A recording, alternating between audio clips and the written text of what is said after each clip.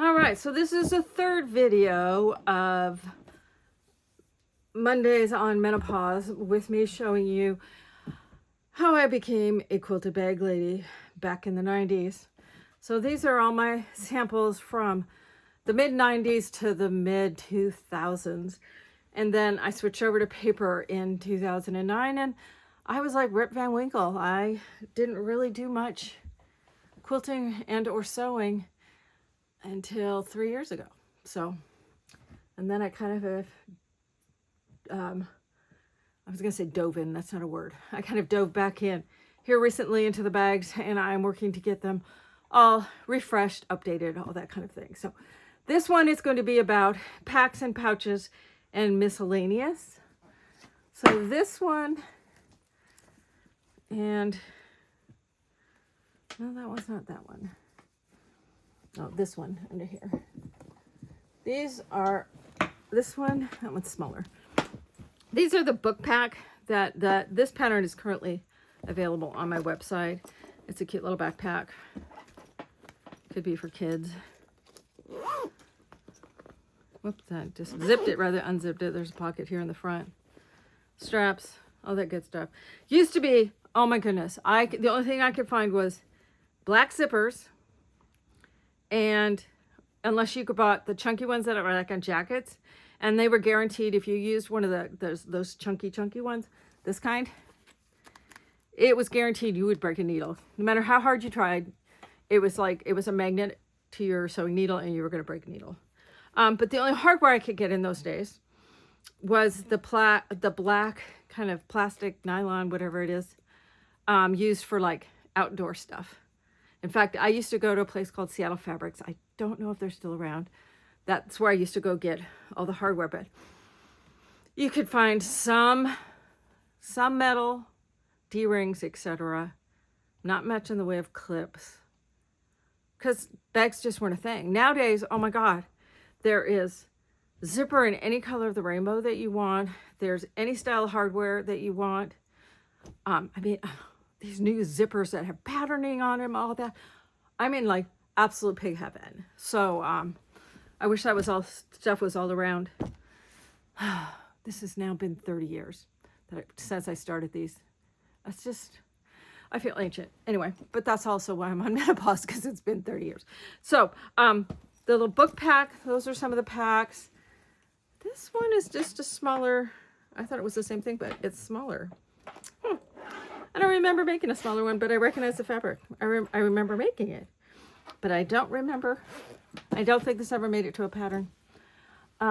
This one, these are all similar. They're just different sizes. Let me pull them all out. That one. So that one. Okay, so this one, I have a lot of memories because I carried this one for a long time. I actually did a leather bottom on it. The leather's all worn. Had just a little slider, close it. This was just, what did I call this? Something backpack. But yeah, no, I carried this specific bag for years. This is a similar, just has a pocket thing on the front. And Seminole piecing. I was into Seminole piecing, obviously, back in the 90s. But yeah, so that was a backpack. Whether or not I'm going to turn that into anything, I don't know. This is one of my earliest bags. It's also one of my favorites, but I stole some hardware off of it at one point. But this was absolutely, I loved this bag. I love this. It was at a single strap. So there's a single strap that goes on it. So it was called, I think it was a bucket sling pack or something to that effect. It had two piecings. It had the spiky one and it had these stars. So these two bags, one of my favorites. Here's another one of them with the stars, and again with the stars.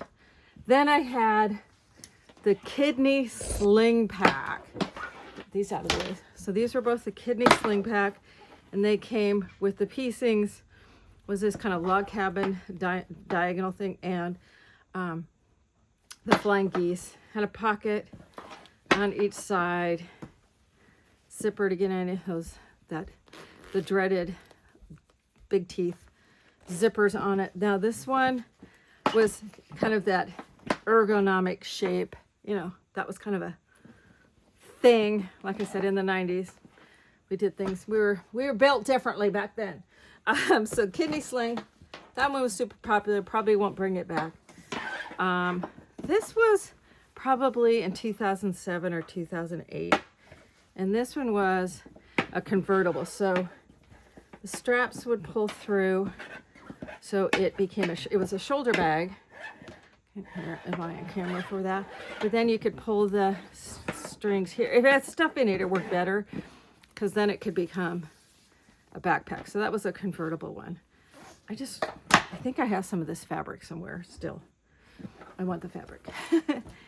And this one was, it seemed like a really good idea when I made it. It was just a little backpack, but it looks like a vacuum cleaner bag to me now. So I think that's why it never made the cut, but it was like a vacuum cleaner bag. So that's all the packs. Then back to the little pouches and stuff. These were those 4 I showed you on the beginning of the first video. I have like a million of these little round pouches because it was something I would demo often. So there's lots of little round pouches, and some of these are early stuff. So here's some these are the square pouches. These are very much like the pattern that's on my website right now. These are exactly like the pattern that's on my website right now. It's got the 2 sizes. So these little guys, which I think with these guys, you can't have too many of them if you have like art supplies, etc., cosmetics. And they're also a cute little gift kind of thing. And it makes it, that's like a set, but it makes it so that if you've never done a zipper before, you don't need to be afraid of a zipper, even on a curve. Those are super simple, fun, easy to make. Another little square pouch that's got little beads on it. Come back to the wallets. Here I had a little shaving case. I had a different shaving case, but I must have given it away because I don't appear to have it any longer. And this, I have this pinned on it. This is the other piecing. Could be the star or that. So I just would pin the other piecing on it. This is a taller version of this one. This one is done out of silk. And it's just a square little pouch. And this was kind of the hardware I could find. I don't know what's with this. I have a feeling looking at this was again inspired by something I saw in that Japanese magazine that I had that had maybe half a dozen purses in it or bags in it. And again, seminal piecing. And this one also has a seminal piecing. So that must have been a thing for me in the 90s, was doing the seminal piecing. I remember doing it, but not that much. This is one of my favorite square pouches that I did. Had the log cabining stuff on it. And this is just this little square cube thing that it's like, okay. A lot of them I would make it and go, yeah, this is not cute. I did wallets.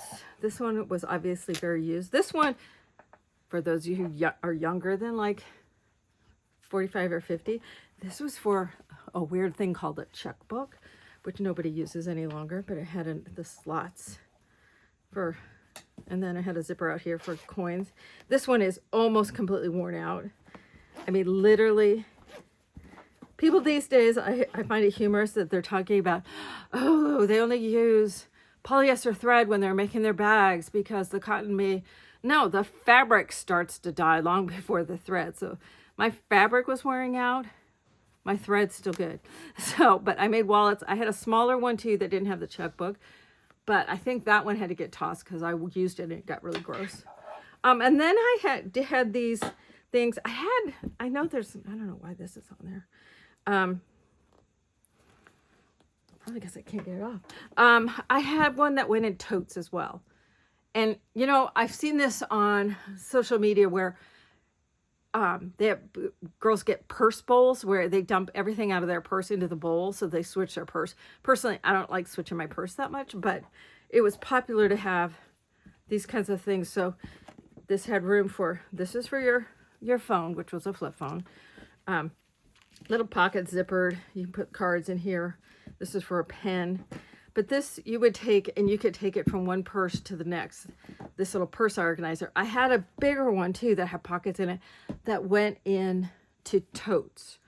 And I didn't come across that one, so I'm not sure what happened with that one. But I don't know, with the popularity of switching purses, who knows? I may put this one and the taller one out as a pattern again.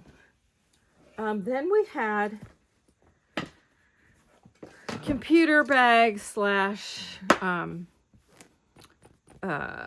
briefcase. So it had a flap that had a zipper on it, had a double strap thing there to give that some stability at the top. Pocket in here, pen pocket, and then inside of here was where your computer, etc. would go. So there's that one. And then this one's a little bit taller. It must have been for a specific computer because it's taller than this one. So, but same sort of thing. So there's those. Then the last I have of the older stuff that I can show you. This is also how I would show stuff. The second piecings. Like this was a pocket piecing.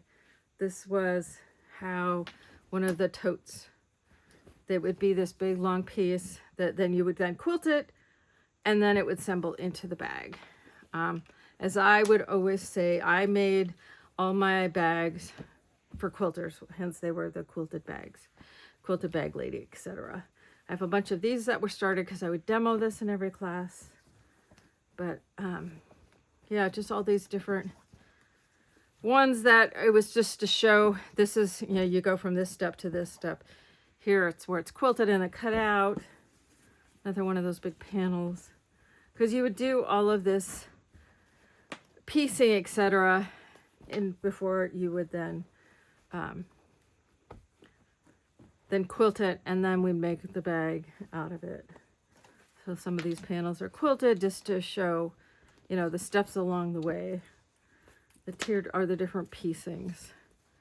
So that's a teardrop handbag. Lots of these. There's a handbag. And this is what the handbag would look like before you cut out the ends and start stitching it together. So that's just bits and pieces that were in the tubs of stuff. So anyway, that's all the older ones. And so the next video, if you're still breathing and still hanging in there, the last video I'll show you the ones that I've done most recently. So come back for that one.